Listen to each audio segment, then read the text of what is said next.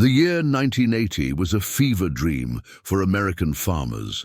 Grain prices were climbing, exports to the Soviet Union were booming, inflation was running hot, the government was encouraging production, agricultural economists were predicting a decade of prosperity. Land values were rising 15–20% a year, and equipment dealers couldn't keep tractors on their lots. In the small farming community of Willow Creek, Iowa, population 900, there was a stretch of 4 months in early 1980 when 11 farmers traded in their old equipment for new John Deere and International Harvester tractors. Financed, of course.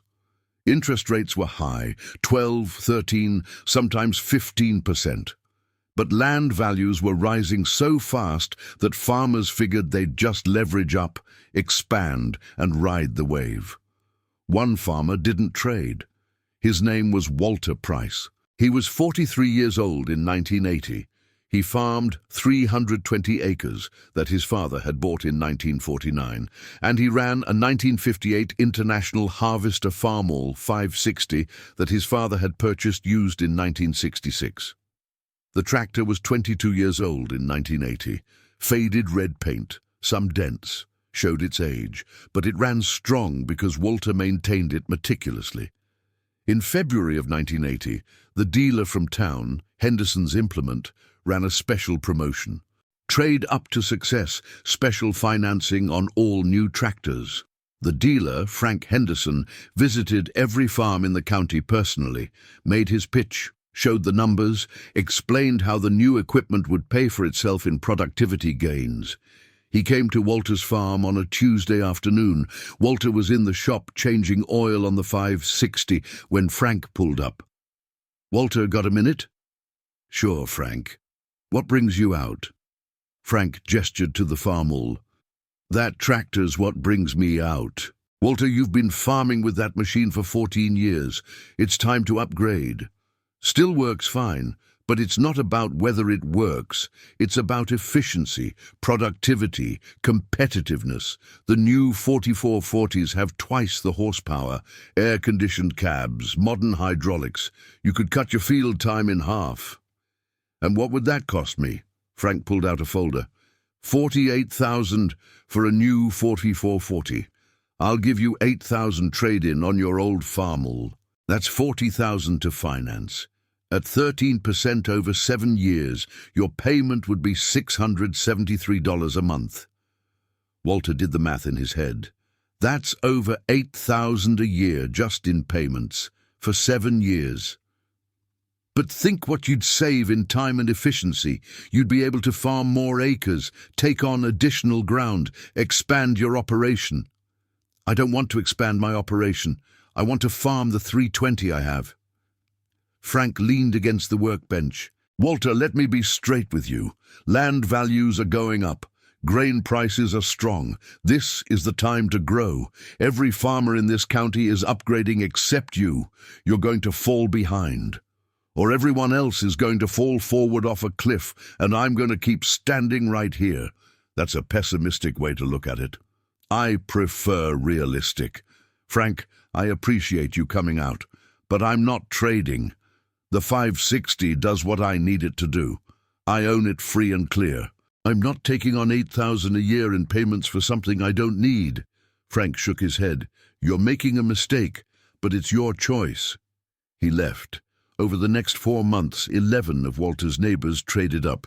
New 4440s, new 4640s. One farmer bought a massive 4840, bright green and yellow machines rolling off the lots. Everyone was excited, everyone was confident, everyone was leveraged, everyone except Walter. He kept farming his 320 acres with his 1958 Farmall 560, same as always. At the co-op, farmers would joke about it. "Hey, Walter, when you going to join the modern era? Still driving that old red piece of junk?" "You know they invented air conditioning for tractors, right?" Walter would smile and shrug. "When it stops working, I'll think about it." But the 560 didn't stop working because Walter took care of it, changed oil regularly, replaced parts before they failed, did his own maintenance, kept it running strong. And then in 1981, everything changed. Before we go any further, I need you to understand what happened to American agriculture between 1981 and 1985. Because this isn't just a story about one farmer keeping his old tractor. It's a story about an entire generation of farmers who made decisions based on optimistic projections that turned into the worst agricultural crisis since the Great Depression. If you want to know how one old Farmall and conservative choices let a farmer buy his neighbor's foreclosed land 15 years later, hit that subscribe button right now. Because what happened in Willow Creek between 1980 and 1995 changed everything. The farm crisis hit like a freight train. Interest rates spiked. Paul Volcker at the Federal Reserve was fighting inflation by jacking up rates to unprecedented levels. The prime rate hit 21% in 1981. Farm loans that had been at 13% got refinanced at 18, 19, 20%. Those equipment payments that seemed manageable, they doubled. A farmer who'd taken on a $673 monthly payment at 13% suddenly saw it jump to over $900 at 19% when the loan renewed. Worse, the Soviet grain embargo killed exports. Grain prices crashed.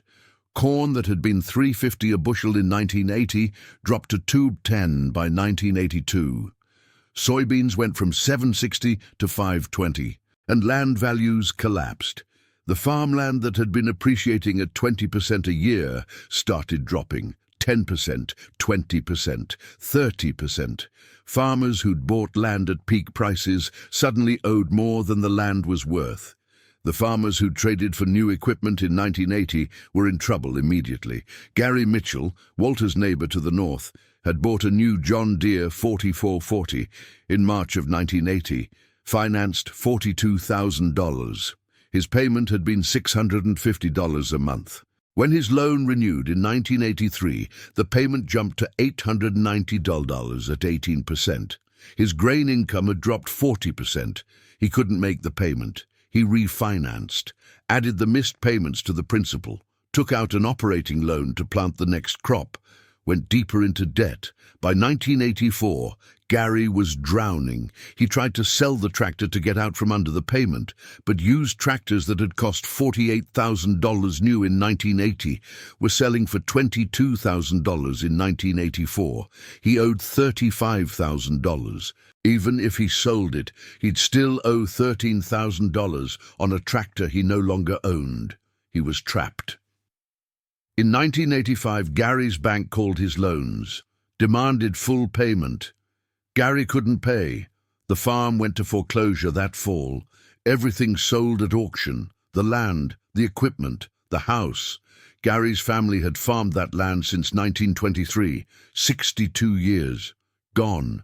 The 4440 he'd bought for $48,000 sold at auction for $18,000. Gary moved to town, got a job at the hardware store, never farmed again. He wasn't alone. Of the 11 farmers in Willow Creek who traded for new equipment in 1980, 9 lost their farms between 1983 and 1987.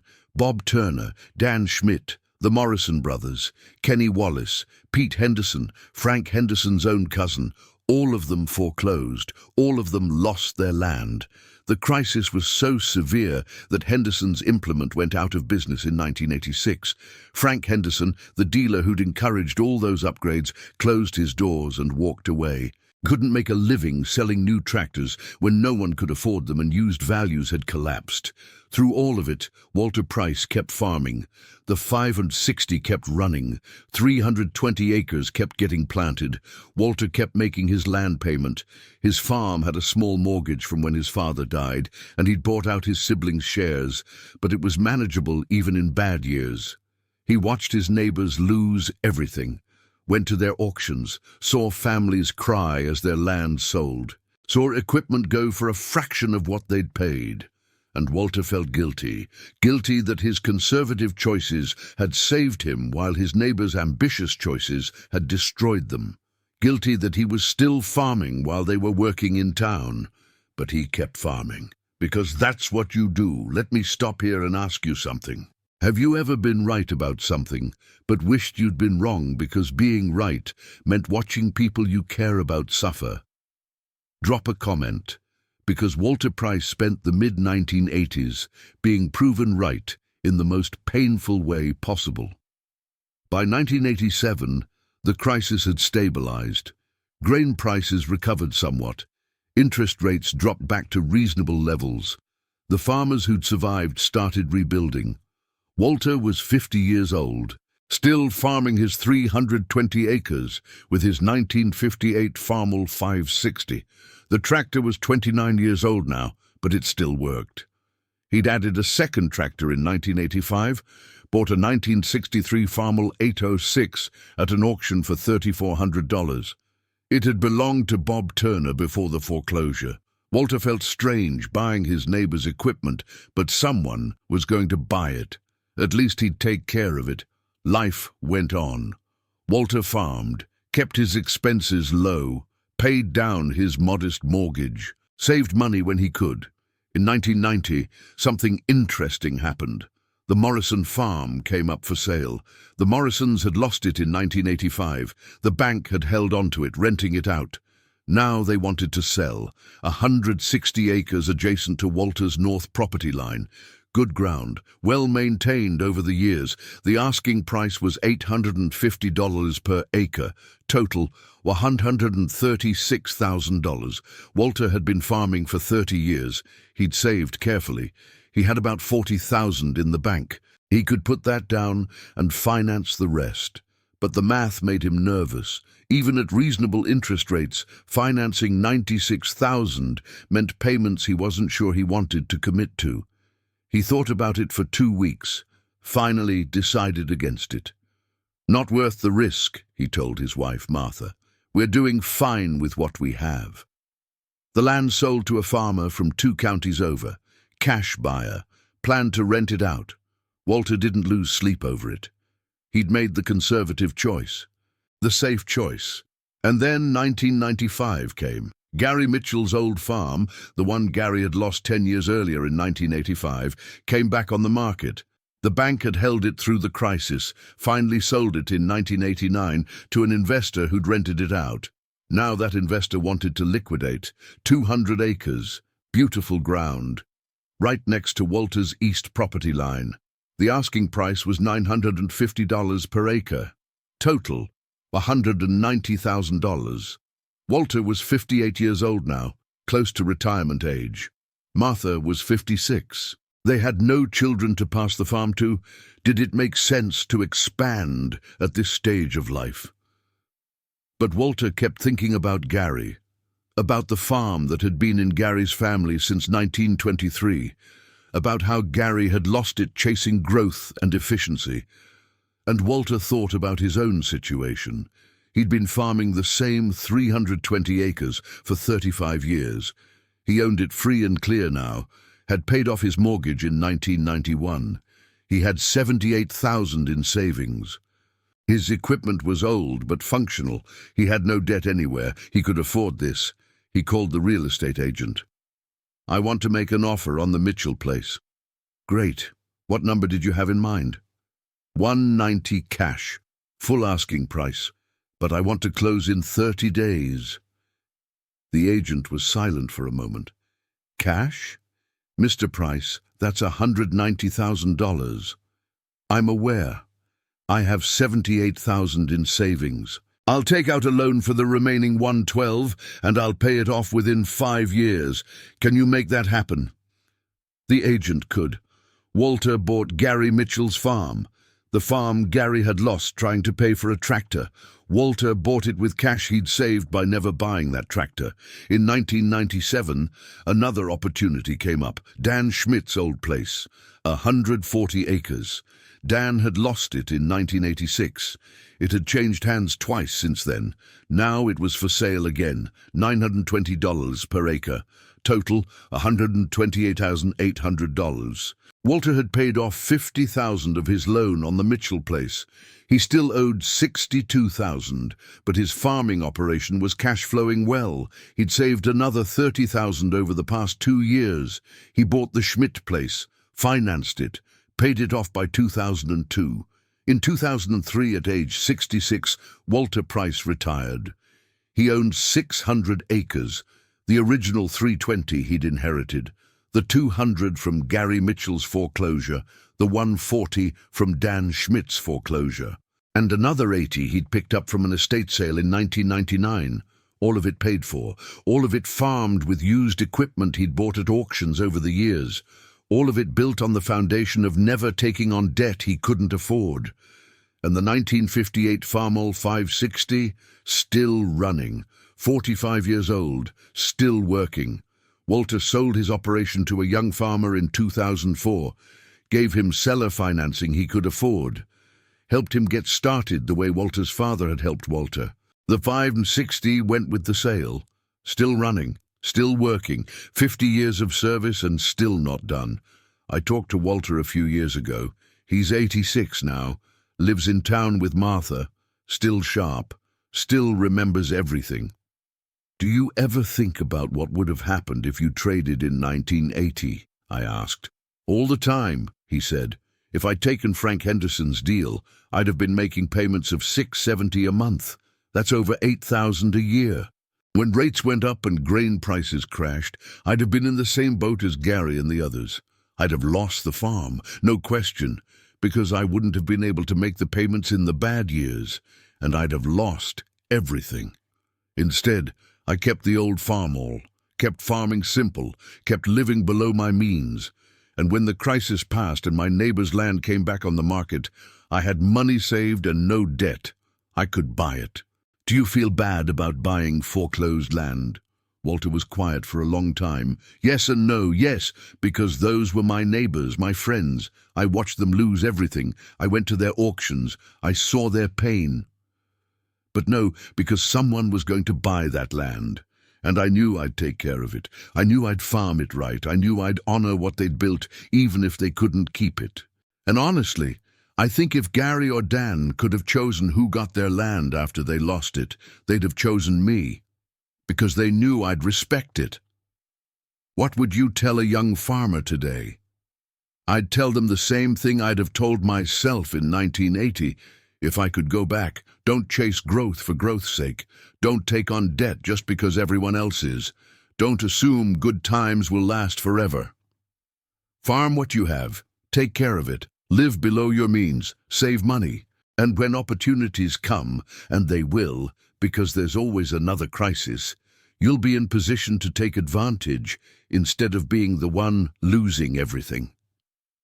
The dealers will tell you you need to upgrade, that you can't compete with old equipment, that financing is smart and necessary, and maybe for some operations that's true. But for most of us, the safest path is the simplest path. Own what you have. Don't owe what you use. Is that what the Farmall represented to you? Simplicity.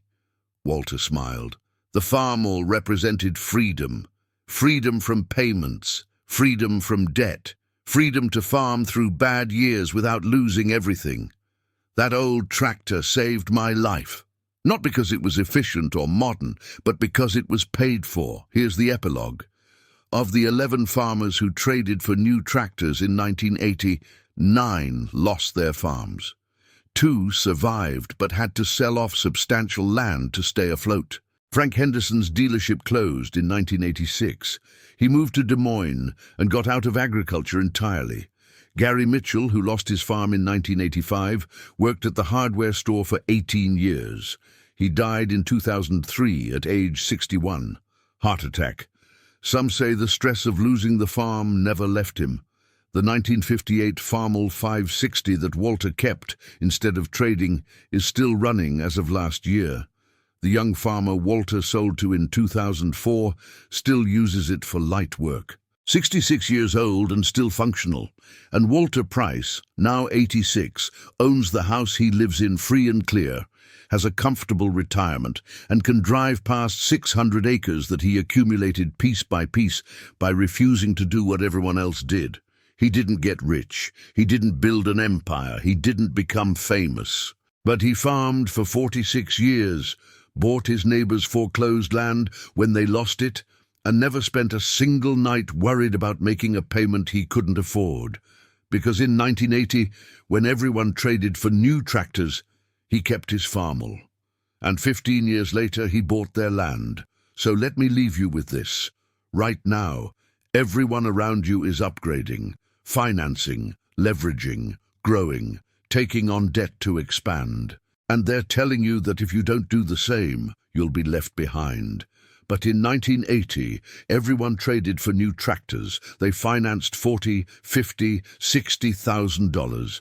They took on payments of $600, $700, $800 a month.